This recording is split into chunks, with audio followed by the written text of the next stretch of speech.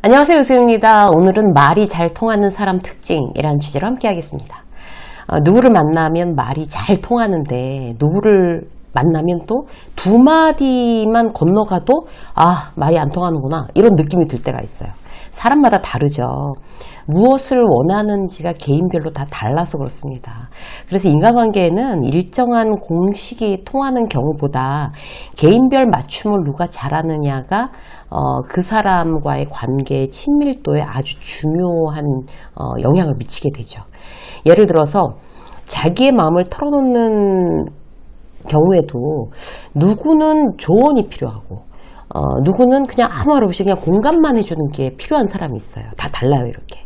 진짜 어떻게 할지를 모르겠어요, 선배. 이런 후배의 이야기를 들어주면서 적절히 이렇게 조언을 해줄 때 후배한테 내 얘기가 정말 가뭄의 단비처럼 여겨지는 경우가 있고, 내가 근데 상대의 니즈가, 후배의 니즈가 잘 파악이 안 돼서 어머 어떻게 하니, 너무 힘들겠다 이러고 그냥 있으면 이 선배랑 얘기를 해봐야 아무 소용도 없구나, 그렇게 느껴지는 경우도 있다는 얘기예요. 그래서 그 사람의 니즈가 굉장히 중요해요. 개인별로 다르죠. 거꾸로 그냥 공감이 필요한 사람도 있잖아요. 내가 지금 필요한 건 공감이야. 이런 사람한테 막 거기다 대고 얘기 들으면서 나도 그럴 때 있었는데 그럴 때는 일단 이런 전략을 세우고 저럴 때는 이렇게 하고 막 이러면서 오히려 내가 더 말을 많이 한다고 해서 상대에게 도움이 될까요? 그렇지 않죠.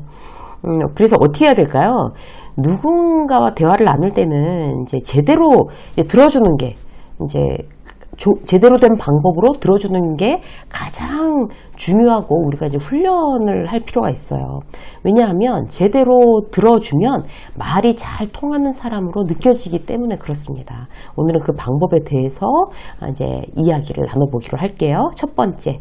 자, 말이 잘 통하는 사람 첫 번째는요, 제대로 들어줘야 되는데 그 방법으로는 일단 듣는 거예요. 그러니까 무조건 듣기 시작을 해야 되는 거죠. 힘들어 하시는 분들이 사실 참 많아요. 저는 이제 사람들을 많이 만나는 직업이긴 한데, 이제 한두 사람을 지속적으로 만나기보다는 새로운 어떤 인물을 계속 만나는 그런 직업이에요. 사람들을 만나서 이야기를 나누다 보면 제일 큰 공통점, 말을 듣기보다는 하고 싶어 해요. 그러니까 듣는 거에 익숙하지 않다는 느낌을 받을 때가 참 많아요. 지난번에 어떤 회사에 강의를 갔어요. 거기 사장님이 이제 강의가 끝나고 난 다음에 이제 차 한 잔만 이제 하고 가세요, 작가님. 이제 그렇게 청해 주셔서 이제 제가 잠깐 차 마시러 이제 그 사장실에 들어갔어요. 그러니까 그분이 이렇게 노트를 탁 펼치더니 자기가 이제 그 직원 때문에 너무 힘든 부분이 있는데 좀 말씀을 여쭤봐도 되겠냐고 그러시는 거예요. 그래서 그렇게 하시라고 그랬는데 결국에 그 미팅 내내 그 사장님이 혼자서 거의 얘기하셨어요. 그러니까 뭐 이래서 힘들고 저래서 힘들고 그래서 내가 이렇게 봤는데 막 이런 거 있잖아요.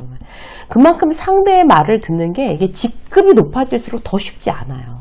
그래서 말이 잘 통하는 사람이 되기 위한 비결이라고 하면 뭐니 해도 듣는 훈련이 가장 중요합니다. 이게 가장 기본 바탕이고 전제 조건이죠. 일단 듣기 위해서 하는 훈련, 실전 몇 가지를 한번 말씀드려 볼게요. 자, 들으려면 일단 첫 번째, 상대의 말을 끊지 마셔야 돼요. 중간에 왜 상대 말을 다 끊을까요? 내가 말할 내용이 떠오르고 그 말이 너무 하고 싶기 때문에 그런 거잖아요. 그래서 상대가 말할 때 그냥 듣고 내가 무슨 말을 그 다음에 해야지라는 걸 떠올리지 않는 게 중요해요. 그러면 조언을 하지 않게 되죠. 일단 그렇게 되면 내 이야기를 불쑥 꺼내지 않게 됩니다. 대화하면서 제일 서툰 사람들은요, 상대가 말하고 있는데 엉뚱한 얘기를 꺼내는 사람이에요. 예를 들어서 아침에 출근해서 동료가 어제 축구 봤어? 와, 손흥민? 와, 그 선수 정말 장난 아니더라. 막 볼을 몰고 가는데? 막 이렇게 말하고 있는 동료한테 갑자기 말을 탁 자르고, 오후 회의요. 어디서 한대? 과장급 이상만 모이면 되는 거야? 이렇게 자기가 하고 싶은 말을 그냥 중간에 말자르고 툭 던지는 사람 의외로 많아요. 그 사람의 심리는 뭐예요? 뭐 축구 중요하지 않고 네 말 중요하지 않고 오후에 나 회의하는 거 이거 정보를 알고 싶어, 이거잖아요. 대단히 무례한 거죠. 내가 회의 때문에 마음이 급해도 어떻게 해야 되겠어요? 그래? 난 축구는 못 봤는데 대단했나 보네. 재밌었겠다. 그런데 오후에 회의 말이지? 이렇게 하시면 되잖아요. 그죠? 이렇게 가는 게 순서죠. 회의에서 남의 말 끊는 사례 또 대표적인 거 어떤 거예요? 직장 상사가 후배 직원이 회의 시간에 뭔가 잘못 얘기했을 때 아이 그건 아니지 김대리. 말 중에 딱 자르고 들어가는 거. 이런 거는 선배로서 가르치는 게 아니라 굉장히 무례한 겁니다. 어떻게 하셔야 돼요? 이렇게 손을 드셔야 돼요. 그러면 이제 김대리가 나를 딱 쳐다보고 직장 상사가 이렇게 손을 들고 있으니까 말을 멈추겠죠. 그럼 그때 얘기하시면 돼요. 두 번째. 자, 상대의 말을 잘 들을 수 있는 방법. 첫 번째가 말을 끊지 않고, 두 번째는 조언을 하지 않는 거예요. 우리가 특히 후배와 이야기할 때 너무나 조언하고 싶어 하시죠. 근데 가장 좋은 방법은 상대가 물어볼 때 조언하는 게 가장 효과가 좋습니다. 근데 과장님 이럴 때는 어떻게 하는 게 좋을까요? 이러면 드디어 기회가 온 거죠. 이때 하는 조언과 자기가 먼저 그냥 후배 말하고 있는데 말 자르고 들어가서 그런 건 이렇게 하는 거야. 이렇게 조언을 하는 거랑은 임팩트가 아예 달라요. 완전 다르다는 얘기죠. 상대가 요청했을 때 하는 게 가장 좋은데 상대가 요청을 안 할 수도 있잖아요. 근데 난 너무 조언이 하고 싶어. 그럴 때 어떻게 해야 돼요? 물어봐야 되는 거죠. 나도 그런 비슷한 경험이 있었는데 내가 겪었던 얘기를 좀 해줘도 될까? 이렇게. 그러면 상대는 거의 100%다. 예, 해주세요. 이러겠죠. 그럼 그때 하는 거예요. 그래서 조언은 그냥 이렇게 무례하게 하지 않는다. 이거 기억하셔야 되고요. 자, 세 번째. 정리한다요. 일단 들어주라고 했는데 너무 상대가 장황하게 길게 하염없이 하는 경우는 어떻게 합니까? 이렇게 궁금해 하실 수 있잖아요. 근데 그럴 경우에 중간에서 말을 끊는 거는 그것도 이제 제대로 들어주는 게 아니니까 안 되지만, 내 에너지가 한도 끝도 없이 소모되도록 계속 들어주고 앉아 있을 수도 사실 없잖아요. 그럴 때는 그 장황 이야기를 한 번에 요약 정리해서 상대한테 확인시켜 주는 게 좋은 방법이에요. 그러니까 지금 김대리 말은 이렇단 뜻이지? 이렇게 물어봐 주는 거예요. 정리해서. 예를 다시 들어볼게요. 직장을 옮긴 후배가 직장 상사가 막 껌껌이 일을 트집 잡고 다시 하라고 하고 지난 회사에는 그렇게 배웠냐? 막 이러면서 빈정거리고 막 이러면서 이제 힘든다는 얘기를 막 계속 끝없이 하고 있었어요.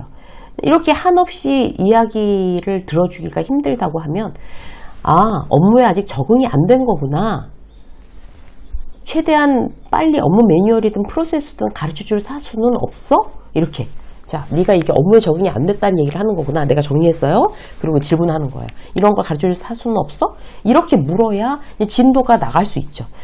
특히 장황하게 말하는 사람과의 대화는 중간에 내가 이제 핵심만 써머리하는 그런 작업이 아주 중요합니다. 자, 네 번째.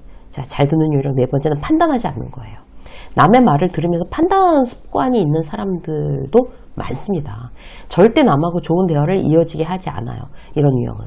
예를 들어서 말하고 있는 후배가 나만 미워하는 것 같아. 직장 팀장이 똑같은 일을 가지고도 나한테만 짜증낸다니까? 이렇게 얘기했어요.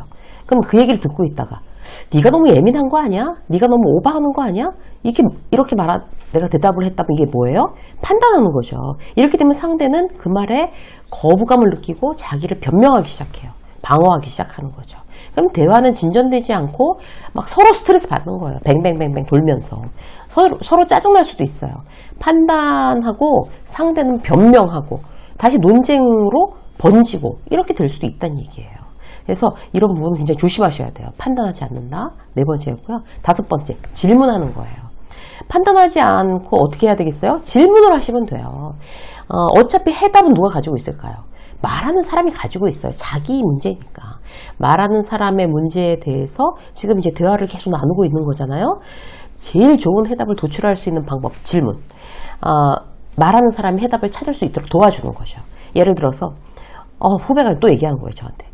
지금 회사는 연봉은 높은데 너무 바빠서 정말 짬이 하나도 안 나. 공부할 시간도 없고 내가 너무 소모되는 것 같아. 근데 지금 이직이 가능한 데가 한 군데 있는데 프로포즈를 받았는데 그 회사는 시간이 좀 여유가 있는 대신 연봉이 여기에 한 80%밖에 안 돼. 그래서 내가 지금 머리가 복잡해서 미치고 팔딱 뛰겠어. 라고 나한테 털어놓는 후배한테 뭐라고 해야 돼요? 연봉을 우선으로 해야지 당연히 이렇게 얘기할 거예요? 아니면 시간이 있어야 자기 개발도 하지 지금은 돈보다 시간이야 이렇게 얘기하겠어요? 어떤 것도 내가 얘기하는 건 의미가 없어요. 이럴 땐 물어보시던 거예요. 그게 들어주는 거죠 사실. 뭐라고 물어볼까요? 너는 어떻게 하고 싶어? 물어보시는 거예요. 어떤 게 더 중요하다고 생각해? 돈이야? 시간이야? 어떤 게 더 중요하다고 생각해? 물어보는 거예요. 제일 좋은 질문, 제일 좋은 대화법이라고 할 수 있습니다. 스스로 원하는 것을 찾아내게 하는 그런 방법이에요. 자, 일단 들어주는 거, 말이 통하는 사람이 되기 위해서 일단 들어줄 수 있는 좋은 듣기 5가지 말씀드렸고요. 두 번째로는 이제 일단 들어주고 그 다음 두 번째로는 편안하게 말하자고 작정하는 거예요. 대화를 잘하는 방법 중에 가장 중요한 것이 내가 일단 편해야 돼요. 내가 불편하면 그게 좋은 대화가 되겠어요? 내가 상대와 이야기하는 게 즐거워야 되는 거죠. 편하려면 어떻게 해야 될까요? 2가지 말씀을 드리면 첫 번째, 침묵을 불편해하지 않으셔야 돼요. 침묵이 있다고 해서 난 불편하지 않아 이렇게 마음의 습관이 되면 그 침묵을 그냥 즐길 수 있어요. 대화의 중간에 이제 말이 끊기는 경우가 생기잖아요. 그걸 억지로 채우려고 하면 대화가 꼬이는 거예요. 예를 들어서 임원과 함께 거래처에 미팅을 가는 이제 차 안이에요. 얼마나 불편하겠어요. 뭐라고 말해야 될지도 모르겠고. 그래서 이제 아무 말 대잔치를 하는 것보다는 그냥 침묵을 유지하는 것도 그야말로 평탄을 치는 거죠. 좋은 방법이에요. 특히 내가 직장 상사라고 할 때 후배한테 배려하는 방법은 뭐가 있을까요? 이제 그 후배가 침묵을 불편해하고 있을 수도 있잖아요. 그러면 한 30분 가야지 김대리 체크할 거 체크하면서 좀 쉬면서 가자 이렇게 이야기를 했어요. 그러면 정말 후배를 편하게 해주는 선배의 배려심이죠. 편안하게 그 침묵 가만히 있어도 되는구나. 후배가 편안하게 가만히 있을 수가 있잖아요. 그죠? 두 번째, 진심으로 하는 리액션이에요. 그래야 편하게 느껴질 수 있어요. 건성으로 리액션하면 상대가 알고 불편할 수 있습니다. 이게 제일 중요해요. 선배가 말하는데 말끝을 그대로 따라만 하는 후배가 있어요. 기계적으로. 예를 들어서 막 이제 선배가 어제 산에 갔는데 이렇게 얘기하니까 산에 가셨군요. 날씨가 생각보다 뜨겁더라고. 더우셨네요. 점심에 막걸리를 한잔 했는데 막걸리 드셨어요? 이게 좋은 리액션이 아니에요. 기계적인 리액션이고 상대를 불쾌하게 할 수 있어요. 어떻게 해야 되겠어요? 상대의 말을 잘 듣고 진심으로 반응하겠다고 결심하면 좀 더 섬세하게 강약을 조절할 수 있죠. 듣기만 해야 될 때, 그리고 고개를 끄덕이기만 할 때, 말끝을 반복하는 리액션을 해줘야 될 때, 이런 것들을 적당히 섞는 거예요. 섞는 거. 그래야지 자연스러운 대화가 가능하고 그럼 이제 나부터 일단 좀 편안해지죠. 진심으로 상대의 말을 들어야지 이런 강약 조절은 가능합니다. 건성으로 들으면은 강약 조절 안 되는 거죠. 다시 한번 여러분들 진심으로 들어야 리액션이 자연스럽게 편안하게 나올 수 있다는 거 다시 한번 리마인드 하시기로 하겠습니다. 유세민 직장서 여기까지 하겠습니다. 고맙습니다.